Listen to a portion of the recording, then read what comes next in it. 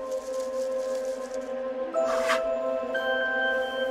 all family here, no matter how small. Curious about your work with Tim Burton because, I mean, going back to obviously Batman Returns, but then Big Fish, like you've worked with him in these kind of different segments of his career. How much has he changed as a filmmaker? Well, he's evolved in many ways, but I only see the focus and the energy of the artist that I'm working with. He is truly gifted artist, and so in the early days with Batman, it was pretty much the same in a way that, you know, he would draw the pictures of what he felt. He's very, very visual individual. And so communicating with pictures and ideas, and I think it's been the same all the way through the 5 experiences that I've had with him. When I heard Tim Burton, Dumbo, I thought, what a gorgeous project this would be to be a part of. And I wrote him an email and then sat together, and that was it. It was an absolute no-brainer, man. I mean, it's so wonderful to be able to work with Tim because he offered me, you know, such different roles. They're so different. You've got like a crazy witch, a woman bird who is very caring and, you know, quite cuckoo as well. And you have Colette, who is a trapezist, who maybe is a bit less complex, less dark than the other characters I've played in his movies. And did you have certain expectations? Because no, I mean, none. I mean, I expected. My mind is not potent enough to have expected the degree of elaborateness that was present on the sets of this film. But I knew that it would be elaborate, and I knew that it would be big, and I knew that it would be beautiful and colourful and noisy. But I had no idea. And when I saw some of the sets, I mean, they were just the most beautiful. You know, I mean, I'd find myself walking onto the sets when there was nobody there and just looking around and really talking about moments of nostalgia, because even though I didn't have a relationship with Dumbo or circuses,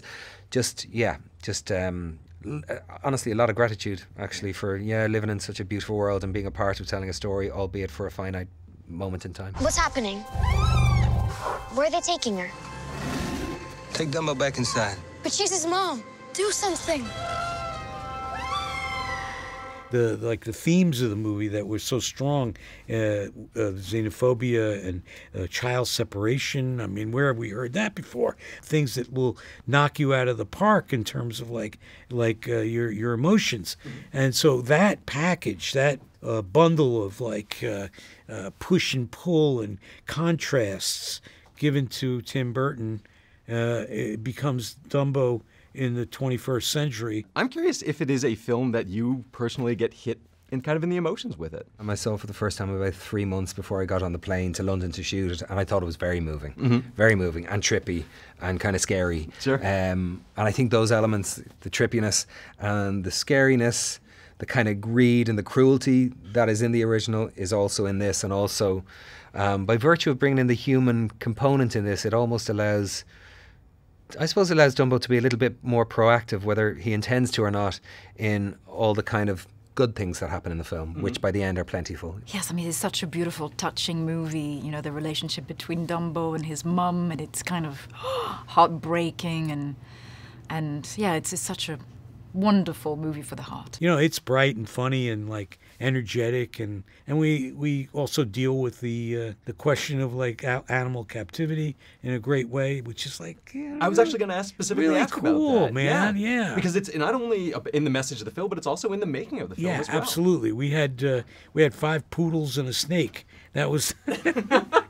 And the doggies we played with, I stayed away from the snake. This film does make statements on the cruelty of the circus at that particular time, especially in relation to animals, or if the idea of having animals live their lives in enclosures has any justification at all, which it doesn't really. It's just now we've gone so far, what do you do with all the animals that are in zoos around the world? But there are certain establishments that I wouldn't frequent that have been publicly maligned, and I think for good reason. But this approaches that subject in a really seamless way, in a way that's very organic. Of course, we didn't have real elephants in this movie. We had wonderful CGI people who created some magic.